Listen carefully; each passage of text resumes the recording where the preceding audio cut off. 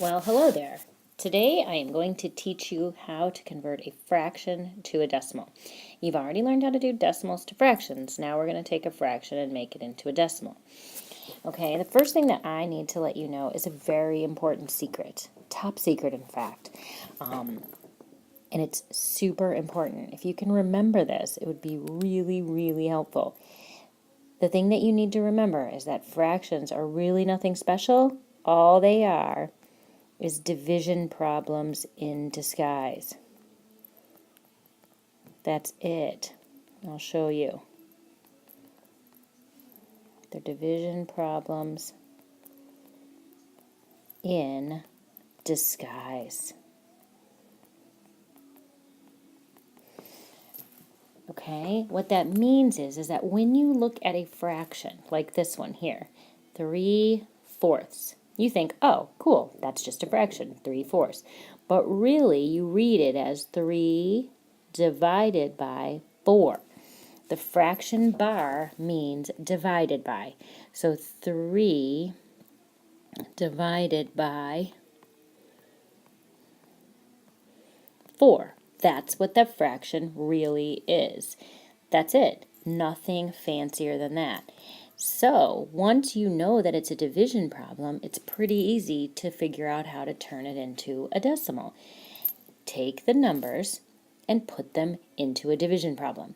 When you see something 3 divided by 4, 3 is being divided into 4 parts. It's like if I had $3 and I wanted to find out how many groups of 4 I could get out of that.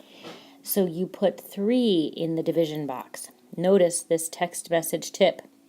The first number goes inside the box.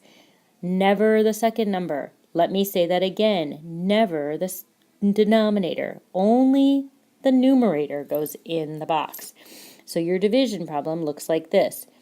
3 divided by 4. I know that you're thinking that looks really weird and messed up, but it's the way it is. It's 3 being split into 4 groups. So 3 goes in the house, no matter how weird it looks. Now you've all learned how to divide numbers already. You've already known how to do long division. And in this particular unit, we are learning how to convert fractions into decimals only using long division. So you put the 3 in the box and ask yourself, well, how many times does 4 go into 3? And I hope that you are saying, well, none, duh. 4 does not go into 3. So we have to add a decimal. Okay, once you put the decimal in, please raise it right to the roof. And since you said that 4 goes into 3 0 times, you can go ahead and put a 0 there. And right after the decimal, you should go ahead and add a 0. Okay, now you can say, how many times does 4 go into 30? Well, hopefully you know your multiplication facts, and you know that 4 goes into 30 7 times. Do your long division. 7 times 4 is 28. 30 minus 28 is 2. And you're probably like, oh, cool, I'm done. But no, you're not, because now that you're a 6th grader, you are not allowed to have remainders anymore. You have to finish this division problem. So remember back when we divided decimals by decimals, we add another 0 and bring it down. And then we say, how many times does 4 go into 20? 5 times. Okay, I'm just going to shrink this up a little so we have some more room. 5 times 4 is 20. We subtract. Now we have 0. So that means we're done. So the answer, 3/4, 3 divided by 4 equals 0.75. That means that you can make 0.75 groups of 4 out of $3. Okay, or if you take $3 and divide it into 4 groups, each person would get 75 cents. Okay, you would get 4 groups of 75 cents, makes $3. Okay, let's go ahead and go to the next page. Okay, the first example that we're going to do is 1/8. Now remember what we learned is that the numerator is the only number you ever put in the box. So it's 1 divided by 8.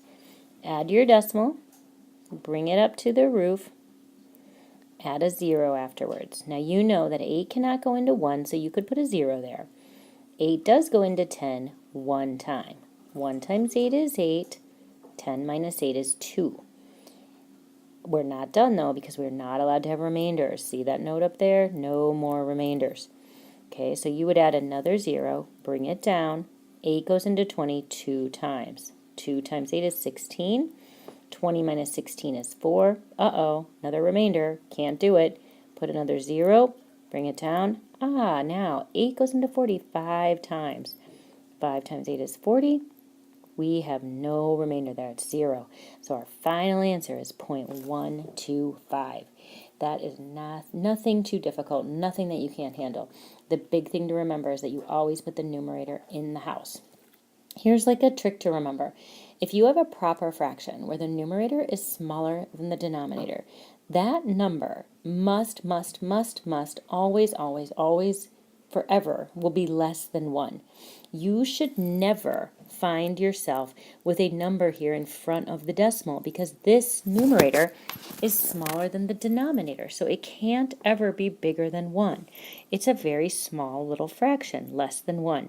So you should always have your numbers after the decimal place. Okay, that is something very important to remember. Okay, the next one you'll be doing is 2 3/9, which you can see I've got a little note here. Oh no, repeaters. If you remember from decimals to fractions, whenever you have 9 in the denominator, it's an indication that it was a repeating decimal. So, how are we going to handle that? Go ahead and go to your next page to learn how to do that. Have room. Okay, so 2 3/9. Okay, so go ahead and make your division box. The fraction that you're dividing is 3 divided by 9. So you put the 3 inside the house, the 9 outside the house. Now, here is a little trick that I think makes this very easy. Put the decimal in like you know you should. Go ahead, raise it to the roof.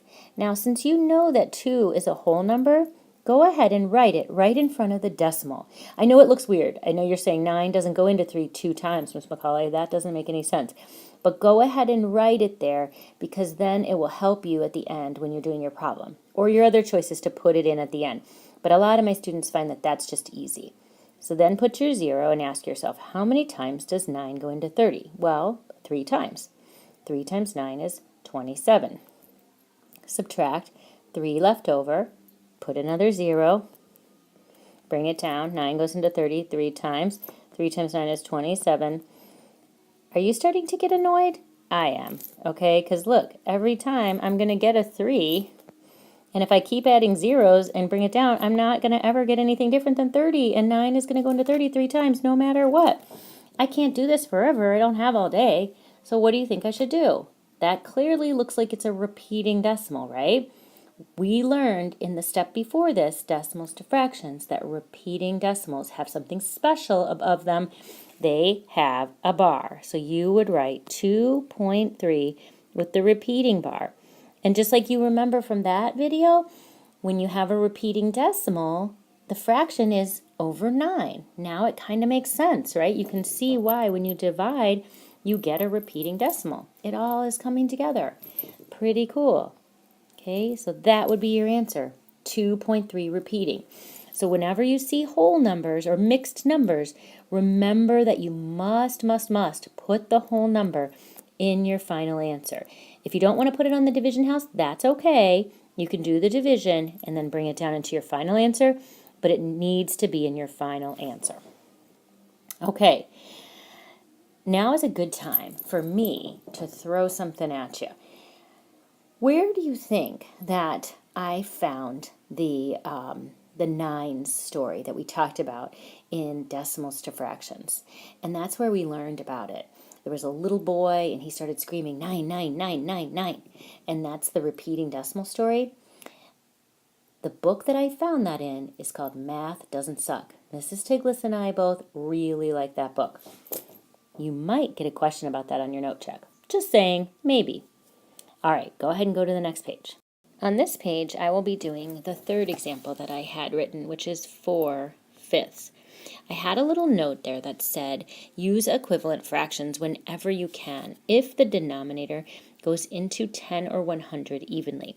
That's the important part. You can only do this trick if the denominator goes into 10 or 100 evenly. If it doesn't, don't even bother. Just use your long division. So here you can see that you have 5 in your denominator. 5 does go into 10 evenly. What times 5 equals 10? Well, you should know that 5 times 2 equals 10. Whatever you do to a denominator in a fraction, you can do the same to the numerator to make an equivalent fraction. This is probably a skill you learned in 4th grade. 4 times 2 is 8. So now you've made a different fraction, and you're probably saying, well, who cares? I'm not supposed to get another fraction. I'm supposed to be getting a decimal here. But if you can see that this new fraction, 8/10, that's actually a pretty cool fraction, because if you say something out loud like 8/10, that is very easily written as a decimal. It's just 0.8, because decimal place value is tens, hundreds, thousands, etc. So if you have 8/10, that's 0.8. You could do the same if you had, let's say, 3/20, for example. You could do the same thing by putting that over 100. 20 times 5 is 100, and 3 times 5 is 15. So you have 3/20 is the same thing as 15 100ths, which you can write as 0.15. Okay? Nothing too difficult, right? Okay, the last thing I want to show you is a very important page. So go ahead and go to the very last. Okay, couple of things that I want you to see here. I've got some important notes. After this unit 3.5 if you're in regular, and unit 1 if you are in advanced, you may start using your calculator to do this skill. But always remember one thing. The numerator always goes in the division house. Never, ever, ever put the denominator in the house. And we mean never. Really. We don't care how much you want to. Don't do it. Only the numerator goes in the house. I cannot stress this enough. You would be shocked at how many students put the denominator in the house whenever they feel like it, and you will get them wrong 100% of the time.